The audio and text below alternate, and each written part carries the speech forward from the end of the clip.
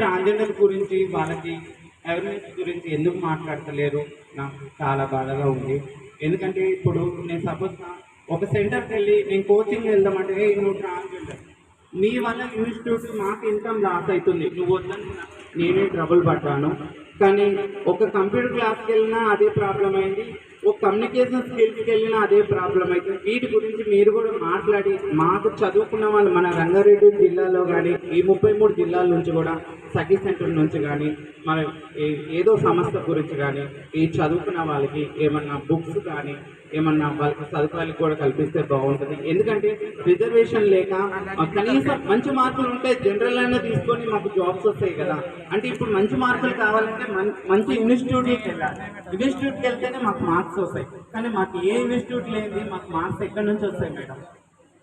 ఎందుకంటే ఇప్పుడు చాలా మంది 100లో 10% మంది ట్రాన్స్జెండర్స్ ఉన్నారు చదువుకున్న వాళ్ళు. కానీ ఎందుకు మార్కులు తక్కువ వస్తున్నాయి అంటే చదువుకుంటానికి బుక్స్ లేవు, వెళ్ళటానికి ఇన్స్టిట్యూట్ లేవు, కంప్యూటర్ నాలెడ్జ్ లేదు. ఓకే, ఏదైనా ఒక ఇన్స్టిట్యూట్కి వెళ్ళి కంప్యూటర్ నేర్చుకుందామంటే నువ్వు ట్రాన్స్జెండర్, మాకు జాబ్ ఎవరిస్తారు మేడం?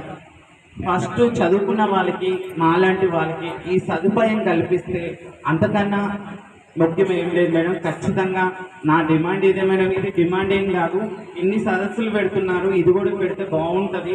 ఎందుకంటే ఇప్పుడు నేను సరూనగర్ రంగారెడ్డి జిల్లా నుంచి నేను ఒక స్టడీ పర్సన్ ఉన్నాను, నేను చాలా ట్రబుల్ పడుతున్నాను. నాకు ఆ రోజు నెక్స్ట్ ఇయర్లో Group 4 ఎగ్జామ్కి భాస్కర్ సార్ నైట్ 9 గంటలకు పిలుచుకొచ్చి నాకు బుక్స్లు ఇచ్చారు. చాలా ధన్యవాదాలు సార్. అది కాక చాలా ఇంపార్టెంట్, మన భారతదేశ చరిత్రలోనే మొట్టమొదటి ట్రాన్స్జెండర్గా గృహహింస కేసులో రంగారెడ్డి జిల్లా నుంచి ఉత్తమ మహిళగా నేను కేసు గెలిచాను. అది చాలా ముఖ్యం. ఎందుకంటే ఫస్ట్ నేను ఒక మహిళలాగా తీసుకొని ఈ కేసు గెలిపించిన సఖీ సెంటర్కి మా ట్రాన్స్ కమ్యూనిటీ నుంచి ఖచ్చితంగా కృతజ్ఞతలు తెలియజేస్తున్నాం సార్.